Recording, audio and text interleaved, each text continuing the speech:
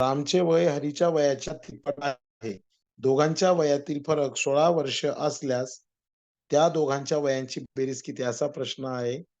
आता रामचं वय, आता राम आणि हरी हे 2 व्यक्ती आहेत. याच्यामध्ये आपण जर विचार केला, तर रामचं वय हरीच्या वयाच्या तिप्पट आहे. म्हणजे हरीचं वय काय झालं एक्स. हरीचं वय जर आपण एक्स मानलं, तर रामचं वय तिप्पट आहे. म्हणजे ते काय झालं 3 गुणिले एक्स म्हणजे काय झालं 3x झालं. दोघांच्या वयातील फरक 16 वर्ष आहे. 16 वर्ष असल्यास दोघांच्या वयाची बेरीज किती? आता फरक म्हणजे काय? तर वजाबाकी. 3x वजा x म्हणजे काय झालं उत्तर तुमचं 2x बरोबर. दोघांच्या वयातील फरक 16 वर्ष असल्यास त्या दोघांच्या वयाची बेरीज किती? आता या फरक किती आलाय 2x. मग 2x हा जो फरक आलाय तो किती येतोय? 16 येतोय. बरोबर? मग तो 16 आला. समीकरणाच्या नियमानुसार 2 आणि x यांच्यामध्ये गुणाकाराची क्रिया आहे. हा 2 इकडे भागिले जाणार आहे. म्हणजे इथं शिल्लक राहील x. 16 भागिले 2 बेआठी 16. म्हणजे x ची व्हॅल्यू किती आली रे? 8 आलेली आहे. बरोबर. याचाच अर्थ रामची व्हॅल्यू किती झाली? 3x. 3x म्हणजे काय? 3 गुणिले 8 बरोबर 24. मग आता काय विचारलंय? दोघांच्या वयांची बेरीज. हरीचं वय किती आलं? हरीचं वय किती आलं? 8. 8 बरोबर. आणि रामचं वय किती आलं? 24. हां, 24 आणि 8 किती झाले? 32. 32. आलं का उत्तर? 32 हे उत्तर या पद्धतीने आलेलं आहे. तसं अशोकचं वय सुरेशच्या वयाच्या दुपटीपेक्षा 5 वर्षांनी कमी आहे व अजयच्या वयाच्या 1/3 पेक्षा 8 वर्षांनी जास्त आहे. सुरेशचे वय 10 वर्ष असल्यास अजयचे वय किती? आता इथे ऑलरेडी वय तुम्हाला दिलेलं आहे. वय आहे. ते 10 दिलेलं आहे ऑलरेडी. जे अगोदर उदाहरणामध्ये जी गोष्ट आपल्याला दिली ती आपण समोर धरली. सुरेशचं वय 10. अशोकचं वय सुरेशच्या वयाच्या म्हणजे आता अशोकचं वय काढूया. अशोकचे वय सुरेशच्या वयाच्या दुपटीपेक्षा. आता 10 ची दुप्पट काय झाली? 20 आणि त्याच्यापेक्षा 5 वर्षांनी कमी म्हणजे किती झालं अशोकचं वय? 15 झालं. 15. आणि आज अशोकच्या वयाची तुलना कोणाबरोबर केलेली आहे? अजयच्या वयाबरोबर. मग आता आपल्याला कोणाचं वय विचारलंय? अजयचं वय. मग अजयचं वय काय मानलं आपण? एक्स मानलं. X. मग आता अशोकचं वय कसं येणार आहे? तर अशोकचं वय हे अजयच्या वयाच्या मग आता अजयचं वय एक्स मानलेलं आहे. अजयच्या वयाच्या म्हणजे गुणिले झालं 1/3 पेक्षा 8 वर्षांनी जास्त आहे. म्हणजे ही तुलना कोणाबरोबर केली अजयच्या वयाची? तर अशोकच्या वयाबरोबर. आणि अशोकचं वय तुम्ही ऑलरेडी काढलेलं आहे 15. आता समीकरणाच्या नियमानुसार काय होतं? हा 8 जो इकडे प्लस आहे तो इकडे मायनस होणार. म्हणजे x गुणिले 1/3 बरोबर 15 वजा 8 म्हणजे किती झाले? 7 झाले. आणि हा x जेव्हा वरती गुणिले असतो, एकाच्या गुणिले, तो x राहील, हा 3 भागिले राहील, बरोबर 7. आता काय होणार? पुन्हा समीकरणाच्या नियमानुसार हा 3 इकडे भागिले, इकडे जाताना गुणिले, म्हणजे x ची किंमत किती आली? 7 त्रिक 21. तर या पद्धतीने आपण वय काढलेलं आहे आणि हे कोणाचं वय आलेलं आहे? तर अजयचं वय किती आलेलं आहे? 21 वर्ष आलेलं आहे. ओके. तर या पद्धतीने हे उदाहरण सोडवायचं होतं. यामध्ये कोणाला काही अडचण असेल तर विचारा, नाही तर मग पुढचा भाग मी सुरू करतो. हां. व गीता यांच्या आजच्या वयांचे गुणोत्तर 6:5 आहे. 2 वर्षापूर्वी त्यांच्या वयाचे गुणोत्तर 5:4 होते. तर सीताचे आजचे वय किती? 10 वर्ष, 12 वर्ष, 15 वर्ष, 18 वर्ष. उदाहरण 2 दिलेले आहेत. सीता आणि गीता. बरोबर या दोन्ही दिलेल्या आहेत. सीता माझा आवाज येतोय ना तुम्हाला व्यवस्थित? हो सर. हो ओके. सीता आणि गीता. आता आजचं वय, त्यांचं आजचं वय काढूया आपण. सीता आणि गीताचं. आता दोघांचं वय समजा 6:5 आहे. म्हणजे सीता असेल 6 आणि गीता असेल 5. म्हणजे 6:5 असं झालं. आणि दोघांच्या वयाला आपण एक्स लावूया. म्हणजे सीताचं वय झालं 6x, गीताचं वय झालं 5x. बरोबर? 6x आणि 5x. आता प्रश्न काय आहे? 2 वर्षांपूर्वी, ओके, 2 वर्षांपूर्वी त्यांच्या वयाचे गुणोत्तर काय होते? 5:4. 5:4 होते. बरोबर आहे की नाही? आता आपल्याला इथे काय करावं लागेल? 2 वर्षांपूर्वी म्हणजे काय? तर 2 वर्ष मायनस करावे लागतील. म्हणजे काय? 6x - 2 आणि इथं काय आलं? 5x - 2. 2. तर त्यांच्या वयाचे गुणोत्तर काय होते? 5:4 होते. बरोबर आहे की नाही? 6x - 2, 5x - 2 आणि ते गुणोत्तर काय आलेलं होतं? 5:4 आलेलं होतं. म्हणजे आपल्याला काय करावं लागेल? या दोन्ही गुणोत्तरांची तुलना करावी लागेल. म्हणजे ते झालं 5:4. मग कोणी कोणाला गुणायचं? तर ते आपण बघूया. क्रॉस मल्टिप्लिकेशन होईल इथे. 4 ने कोणाला गुणायचं आहे? 4 कंसात 6x - 2 बरोबर 5 कंसात 5x - 2. 4 सक 24x वजा 4 दुने 8, 5 पाचा 25x वजा 5 दुने 10. आता पुढे काय होणार? समीकरणाच्या नियमानुसार अंक अंक एका बाजूला, अक्षर अक्षर एका बाजूला. म्हणजे काय होणार? हा जो 24x इकडे जाईल आणि हा जो 8 आहे तो पण इकडे जाणार आहे. म्हणजे आपण काय करूया? एका बाजूला अंक घेऊया. हा 10 इकडे जाईल असं समजूया आपण. चला. हा 24x इकडे गेला म्हणजे 25x हा प्लस आहे, इकडे जाताना मायनस झाला आणि हा जो 10 आहे हा जो मायनस इकडे येताना प्लस झाला. वजा 8 आणि इकडे तुमचा हा 10 काय झालाय? प्लस झालेला आहे. ओके. 25x वजा 24x म्हणजे x राहिले. 10 मधून 8 गेले. आता बेरीज करताना काय करतो आपण? दोघांपैकी एकाला जरी मायनस चिन्ह असेल तरी आपण वजाबाकी करतो. 10 मधून 8 गेले, किती राहिले? 2 राहिले. म्हणजे x ची किंमत किती आली? 2 आली. आता आजचं वय कोणाचं विचारलेलं आपल्याला? अजयचे. सीताचं विचारलेलं आहे. म्हणजे सीताचं वय किती आजचं? 6x. म्हणजे काय झालं ते? 6 गुणिले 2 बरोबर काय आलं उत्तर? 12 वर्ष. कोणी उत्तर दिलं होतं आता मगाशी? अंजली मडके. अंजली मॅडम, बहुत बढ़िया. तुम्ही दुसरी मेथड वापरली की हीच वापरली? हीच वापरली सर. Okay okay. हे समजलंय सगळ्यांना? समजलं ना? कारण काय बघा, मुलगी आणि आई यांच्या 5 वर्षापूर्वीच्या वयांचे गुणोत्तर एकाच 5 होते. बरोबर? काय होतं ते? एकाच 5 होते. परंतु 5 वर्षानंतर त्यांच्या वयाचे गुणोत्तर 2:5 होईल.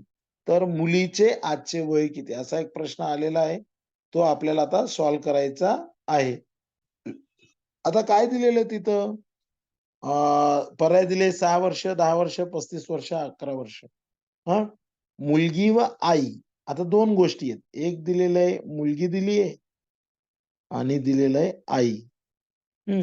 मुलगी आणि आई दिलेली. तर 5 वर्षापूर्वीचं गुणोत्तर. आता 5 वर्षापूर्वी.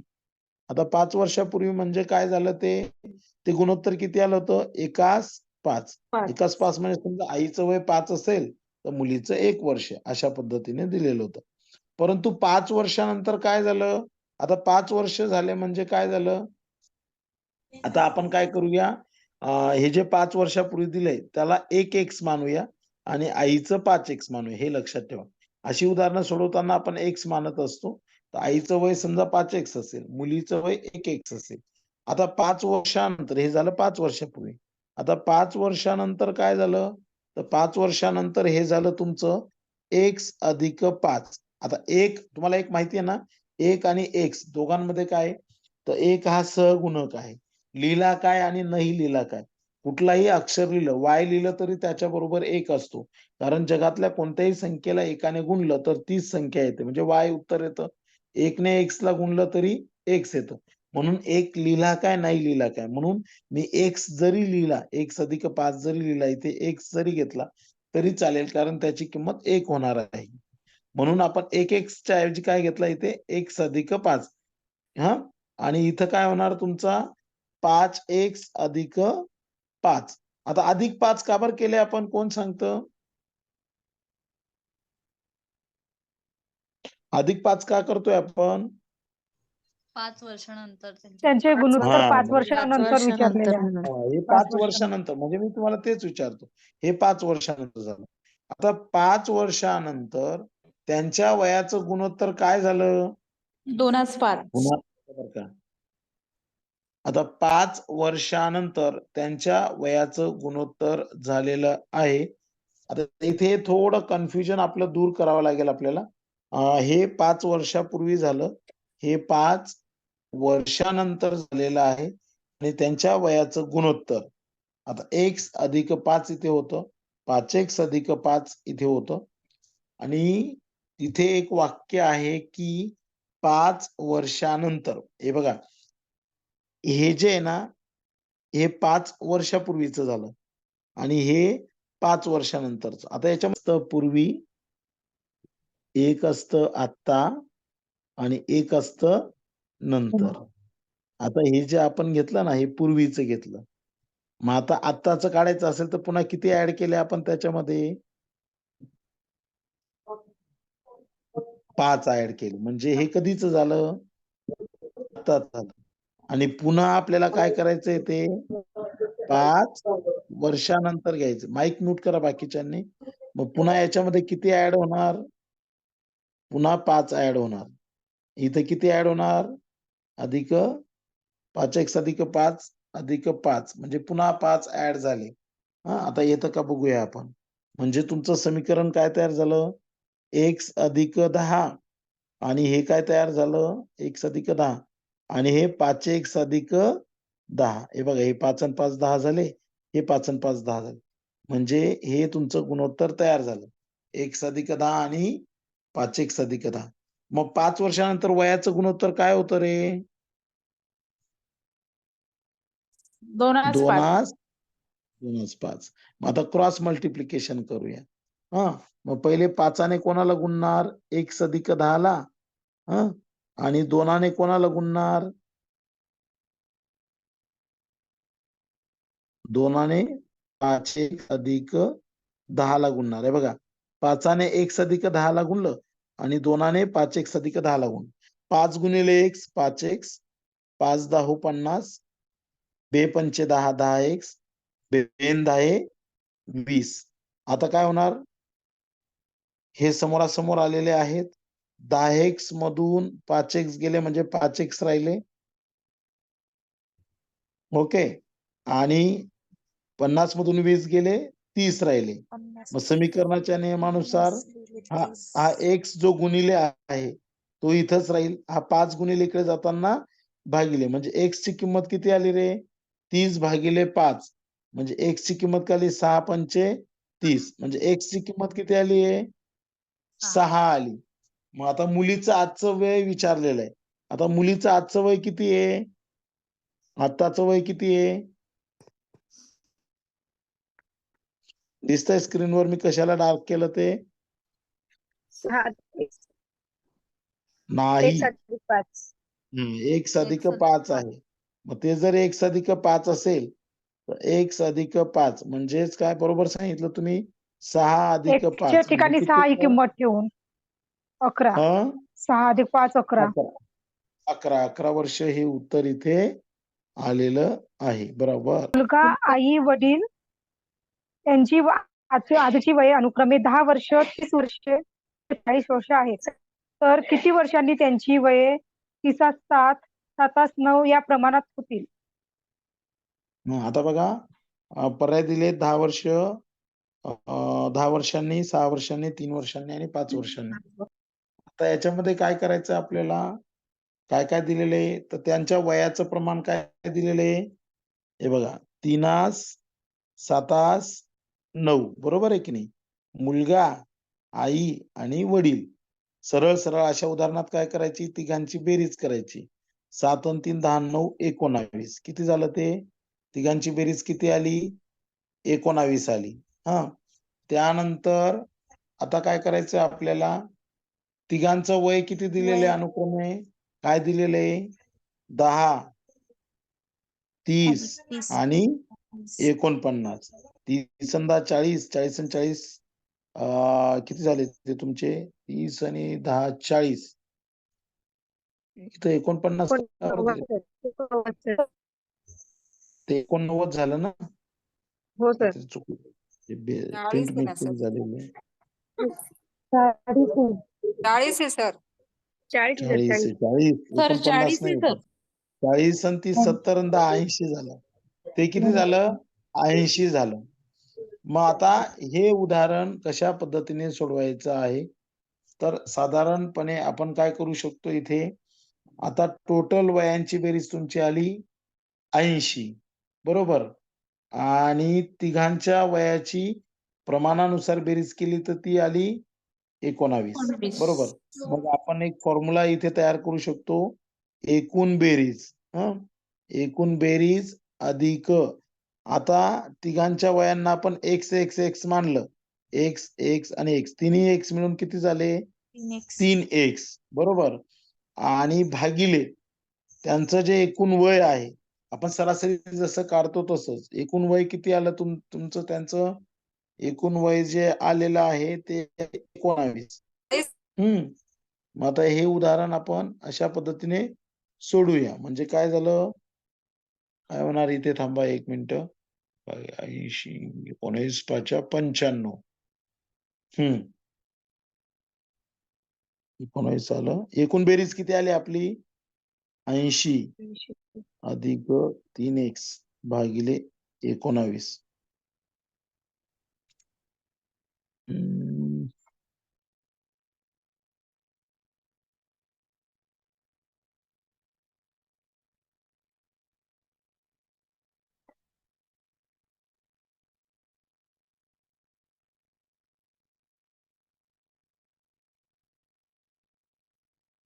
हा एक मिनिट इथं 3x चा काही संबंध नाहीये.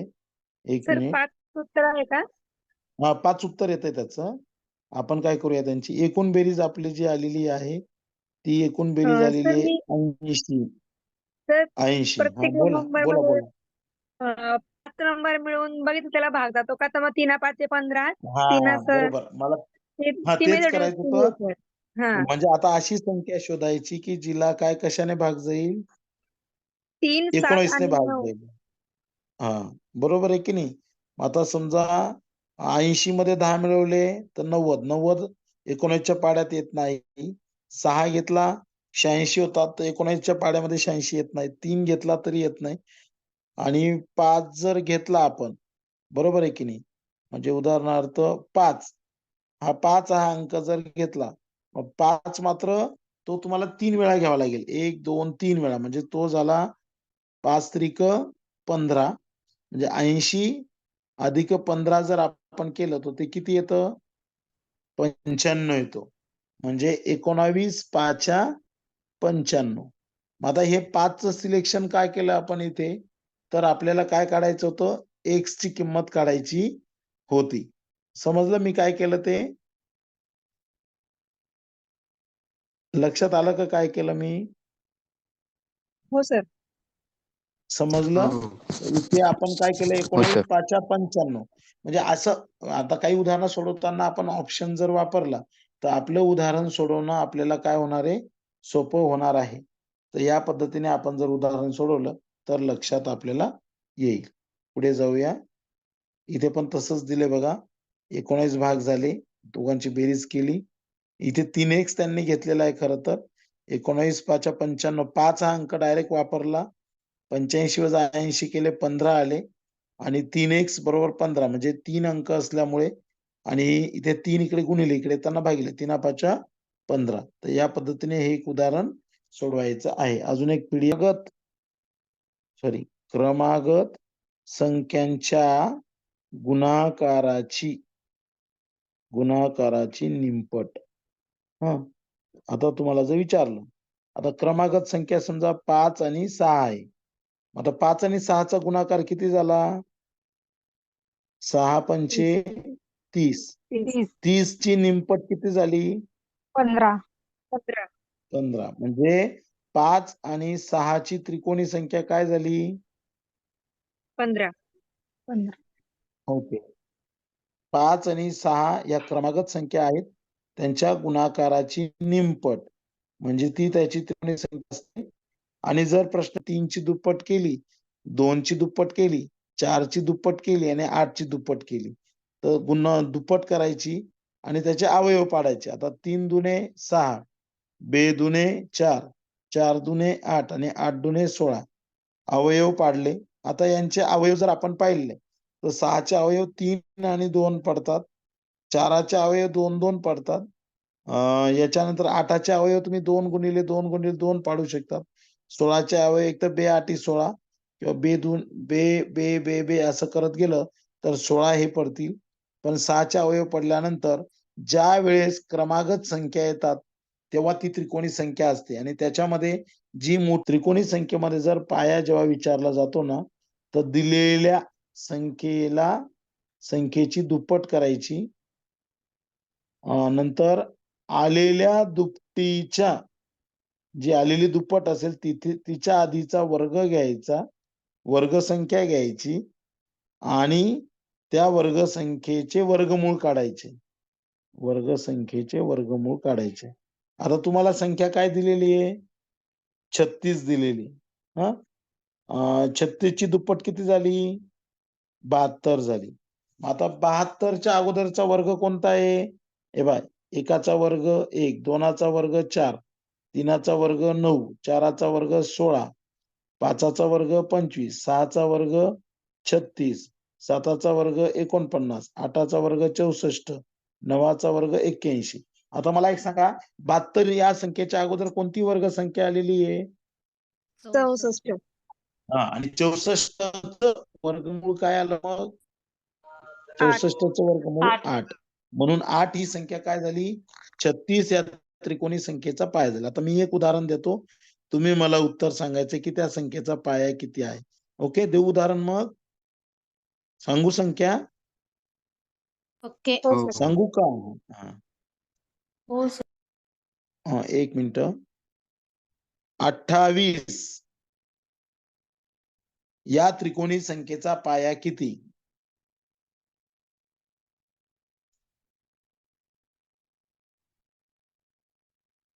अठ्ठावीस या त्रिकोणी संख्येचा पाया किती? 5. हा सर 6. 5. नाही नाही नाही, अतिशय सोपी पद्धत आहे. 7. काय उत्तर दिलं?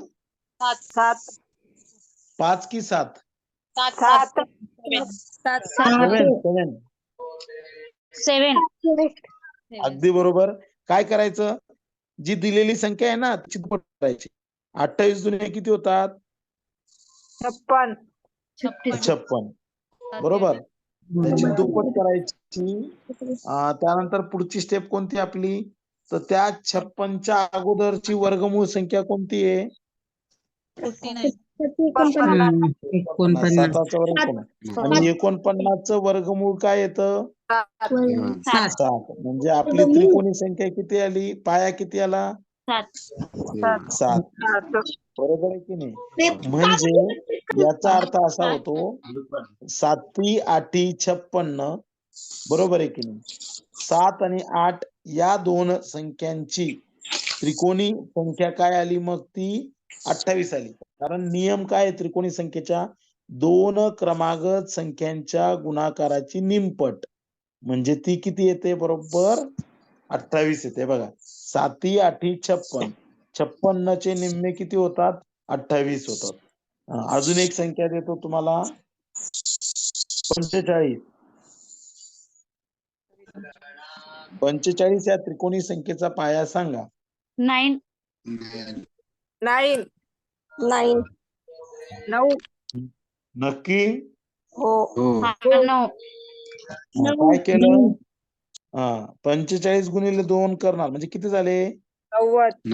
90. आणि 90च्या अगोदर कोणती वर्ग संख्या येते? 81. आणि 81चा वर्गमूळ किती? 9. 9.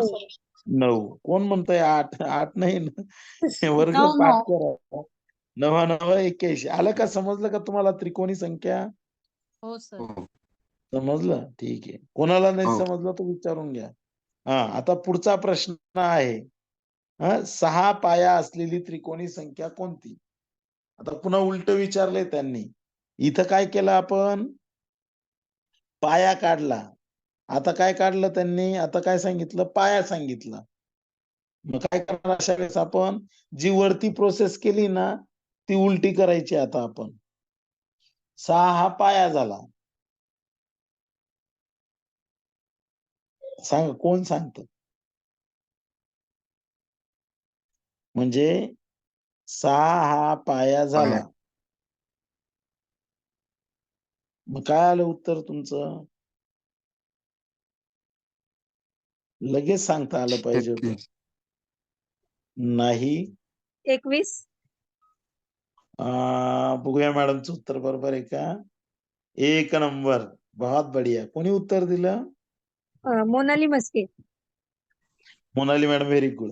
आता बघा, जास्त डोक्याला ताण करायचं नाही. कोठावदे सरांनी काय सांगितलं तुम्हाला? 2 क्रमागत संख्यांच्या गुणाकाराची निमपट. आता 6 हा जर पाया असेल तर त्याच्या पुढची संख्या काय झाली रे? 7. 6 7 किती होतात? 42. 42. 42 ची निमपट किती झाली रे? 21. 21. म्हणजे 6 आणि 7 या 2 क्रमागत संख्यांची त्रिकोणी संख्या किती झाली? 21.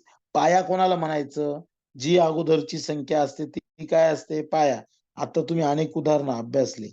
8 9 72 केलं आपण. 72च्या निम्मे झालं 36. 36 ही त्रिकोणी संख्या आहे. कोणाची त्रिकोणी संख्या आहे ती? 8 आणि 9 ची. 8 आणि 9 मध्ये लहान कोण आहे? 8. 8. म्हणजे 8 हा काय झाला? पाया. पाया. 6 हा काय झाला? पाया. पाया. बरोबर आहे की नाही? समजतंय ना आता? या पद्धतीने बघूया आपलं उत्तर बरोबर आहे काय? बघा, त्यांनी तेच केलं. 6 7 42 भागिले 2. 42 भागिले 2 बरोबर 21. आता एक प्रश्न आलेला आहे. 21 नंतर क्रमाने येणारी चौथी त्रिकोणी संख्या कोणती? बघा, छान प्रश्न आहे हा सुद्धा. 21 नंतर क्रमाने येणारी चौथी त्रिकोणी संख्या शोधा. आता पहिले काय करायचं? एक एक स्टेप करूया आपण. सांगा मला, 21 या त्रिकोणी संख्येचा पाया पटकन काढायचा आहे. सांगा लवकर. कसा काढतो पाया आपण? विसरले का? आत्ताच काढला होता ना आपण पाया? काय करतो पाया काढताना आपण? 6 येते का? 6 पाया. हो, 6. 6. अगदी बरोबर. कारण 6 कसा आला? कसा काढला तुम्ही पाया? मला सांगा अगोदर 21 21 पटकन. आणि 42. 21 ची दुप्पट केली 42. हा. 42 च्या अगोदरचा वर्ग 36. आणि 36 चं वर्गमूळ किती आलं? 6 आलं. म्हणजे 21 या त्रिकोणी संख्येचा काय आला पाया? एकदम बरोबर, 6 आला. आता त्यांनी काय म्हटलंय? प्रश्न काय म्हटलाय? 21 नंतर क्रमाने येणारी चौथी त्रिकोणी संख्या कोणती? आता तुम्हाला काय करावं लागेल? त्या 6 मध्ये किती मिळवावे लागतील? 4 मिळवावे लागतील. म्हणजे 10 हा काय झाला? पाया झाला. मग मला एक सांगा, 10 जर पाया असेल तर पुढची त्रिकोणी संख्या काय असेल रे? मग 10 ही संख्या पाया असेल म्हणजे त्याला गुणिले काय होईल? 11. क्रमागत संख्या येतात ना त्या. आणि 10 10 गुणिले 11 किती 11 होतात? भागिले म्हणजे किती झाले? 110. 110. आणि भागिले काय करणार तुम्ही? 2. म्हणजे काय उत्तर यायला पाहिजे तुमचं? 55. आता इथे दिलेलंच नाही ते पुढे त्यांनी. तर ते उत्तर तुमचं काय येतंय? 55 यायला पाहिजे. म्हणजे अशा वेळेस काय करायचं? तुम्हाला जर विचारलं तर 21 नंतर क्रमाने येणारी चौथी त्रिकोणी संख्या कोणती? असं जर विचारलं तर पहिल्यांदा काय करायचं? सगळ्यात पहिले तुम्हाला पाया काढावा लागेल. बरोबर आहे की नाही? पाया काढून घ्यायचा. आणि पाया जो येईल त्याच्यामध्ये कितवी संख्या विचारली ती त्याच्यामध्ये काय करायची? ऍड करायची. त्याची बेरीज करायची, ऍड करायची. म्हणजे तो जो उत्तर येईल तो तुमचा काय होईल? पाया होईल. समजतंय मी काय म्हणतो? मी एक देऊ का असं उदाहरण? तुम्हाला सोडवाल का तुम्ही? हो. मी एक उदाहरण देतो, थांबा तुम्हाला.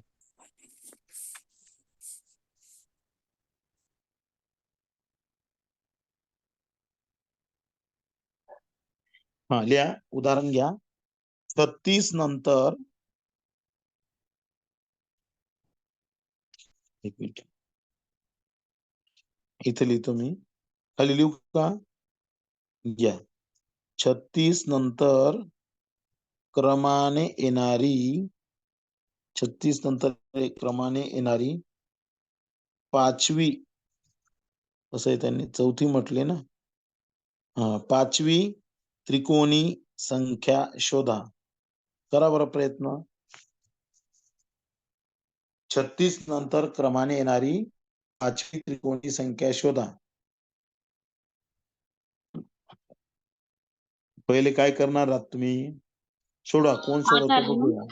8 येते सर. 8 येत आहे का? 8 काय पाय केलं येते. आता तुम्ही? पाया किती आला तुमचा? पाया काढताना काय करणार तुम्ही? 36 ची दुप्पट 72. 36 ची दुप्पट 72. 72च्या अगोदरची वर्गसंख्या 64. 64. वर्गसंख्या 64चं वर्गमूळ 8. 8. म्हणजे 8 हा काय झाला तुमचा? पाया झाला. आता ह्या पायामध्ये काय मिळवणार तुम्ही?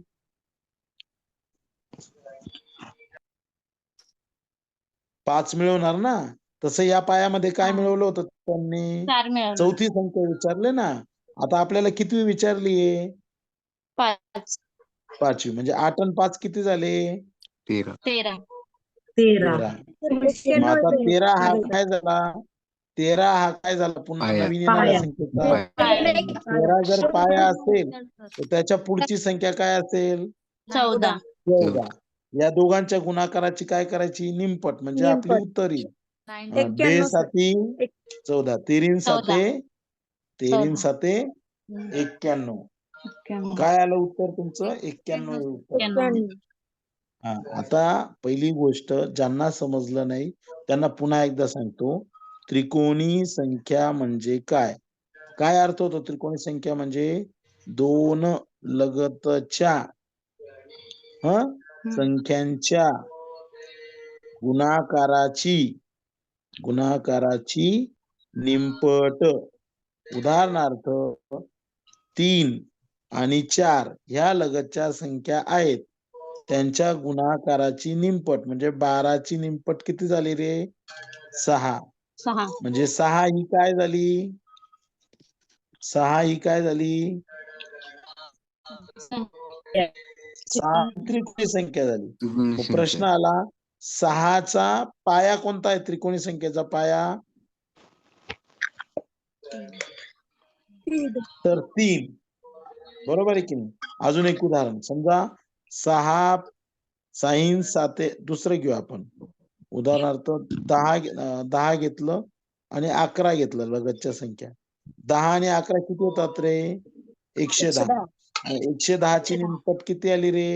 55. 55 ही काय झाली? त्रिकोणी संख्या संख्या. आणि पाया काय झाला 55चा? मग 10. 10 हा पाया झाला. समजतंय आता मी काय म्हणतोय ते? हा समजतं. अजून एकदा सांगतो, सोपं उदाहरण घेऊ. 2 आणि 3 संख्या घेतलं. बेत्रिक किती झाले? 6. 6 ची निमपट किती झाली? 3. 3 ही काय झाली रे? त्रिकोणी संख्या. 3 हे त्रिकोणी संख्या. मग तिचा पाया कोण आहे रे? 2. 2. या पद्धतीने तुम्हाला लक्षात ठेवायचंय. हे उदाहरण विचारताना कसं विचारतात ते? तर पहिले विचारतात खालीलपैकी त्रिकोणी संख्या कोणती? त्रिकोणी संख्या ओळखायची असेल तर त्याची सोपी मेथड आहे. दिलेल्या संख्येची दुप्पट करायची आणि त्याचे अवयव पाडून मग तुम्हाला त्या जर संख्या क्रमागत आल्या तर समजून घ्यायचं अवयव पाडल्यानंतर, तर त्यातल्या 2 संख्या क्रमागत आल्या तर समजून घ्यायचं ती काय आहे? त्रिकोणी संख्या आहे. त्यानंतर त्यांनी जर विचारलं पाया किती आहे? दिलेल्या संख्येचा पाया किती आहे? तर दिलेल्या संख्येची दुप्पट करायची. त्या दुपटीच्या जवळ अगोदरचा वर्गसंख्या घ्यायची. त्या वर्गसंख्येचं वर्गमूळ घ्यायचं आणि मग ती असेल त्या संख्येचा पाया. ओके. आणि मग पुन्हा प्रश्न आला 6 पाया असली त्रिकोणी संख्या कोणती? तर तिथं काही जास्त अवघड नाही. जी संख्या पाया म्हणून आली त्याच्या पटची संख्या त्याने गुणायचं आणि भागिले 2 करायचं. म्हणजे उदाहरणार्थ 7 पाया असलेली त्रिकोणी संख्या कोणती? कोणती असेल मग? 7 पाया असेल तर काय करणार तुम्ही? 7 आठी 7 8 56. 56. मग 56 उत्तर झालं का तुमचं? नाही. नाही. 56 ची निमपट घ्यावी लागेल ना आपल्याला. 28. 28. 28. समजतंय आता मी काय म्हणतोय ते? हो सर. हो. म्हणजे 2 लगतच्या संख्यांच्या गुणाकाराची निमपट ही त्रिकोणी संख्या असते. मग इथे जे उत्तर काय येईल? वाक्य काय तयार होईल मग? 7 पाया असलेली त्रिकोणी संख्या किती आली तुमची? 28 आली. तर या 28. पद्धतीने हे त्रिकोणी संख्येची उदाहरणं, वयवारीची उदाहरणं अतिशय छानपणे सोडवायचे. आज थोड्या टेक्निकल अडचण आल्या पण काही काळजी करू नका. कोठावदे सर तुमच्या सोबत आहेत. आपण एकदम एकत्र येऊन सगळी उदाहरणं व्यवस्थितरित्या सोडवूया आणि पुढे जाऊया. तर या दोन्ही पीडीएफ तुम्हाला मी शेअर करतो आणि आजचं लेक्चर जे आहे ते एडिट करून व्यवस्थितरित्या पाठवतो. ओके. आणि मग पुढचा भाग आपण अजून बघूया. ओके. एक टॉपिक आपण कव्हर करत जाऊया. उद्या रविवार आहे. उद्या बघूया लेक्चर होतं की नाही. जर लेक्चर नाही झालं तरी सुद्धा तुम्हाला प्रश्नसंच मी पाठवतो. छानपैकी एक स्क्वेअर बुक करा. मस्त 2-3 पेन घ्या आणि जेवढे प्रश्नपत्रिका मी तुम्हाला पाठवणार आहे उद्या, टीईटीचे प्रश्नसंच पाठवणार आहे. तर त्यातली उदाहरणं म्हणजे पेपरच आहे. सरळ असं समजा की तुमचा सगळा अभ्यास झालेला आहे. तो पेपर समोर लावून द्यायचा. मस्त एक उत्तर पत्रिका घ्यायची. 150 अंक टाकायचे. त्याचे 4 गोल तयार करायचे. उदाहरणार्थ मी असं तयार केलं.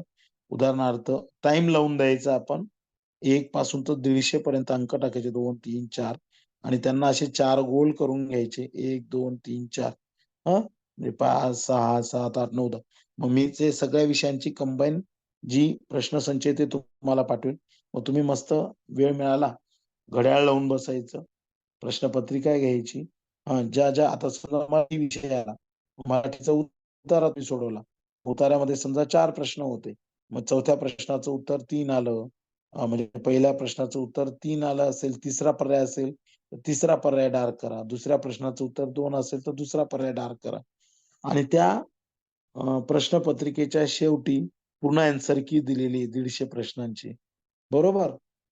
आता तुम्ही काय करा, डायरेक्ट आन्सर की बघून घ्या. असं करू नका. टाइम लावा. Okay teacher. तुमचा एक ओके सर. म्हणजे टाइम लावा. नाही तर डायरेक्ट तुम्ही शेवटी जाल त्याचं म्हणजे त्या पीडीएफच्या डायरेक्ट शेवटी जाल आणि डायरेक्ट उत्तर शोधाल. अजिबात उत्तरं शोधायची नाहीत. अगोदर कागदावर सॉल्व्ह करा छानपैकी. वेळ लावा. किती वेळ लागतो ते बघा आणि ते सॉल्व्ह केल्यानंतर मग शेवटी उत्तर पत्रिका घ्या. मग घरी आपले मिस्टर असतील मिस्टर किंवा मग पत्नी असेल पत्नी, जे कोणी असेल त्यांना सांगा, ही पीडीएफ आहे, याच्यात उत्तर आहेत. मला उत्तरं सांगा. तुम्ही लिहिलेली उत्तरं, जिथे तुमची उत्तरं बरोबर आहे त्याला फक्त टिक मार्क करत राहा. मग 150 पैकी तुमचे किती प्रश्न बरोबर आले ते मला ग्रुपवर सांगा किंवा मग मला पर्सनल पाठवा. मग बघू.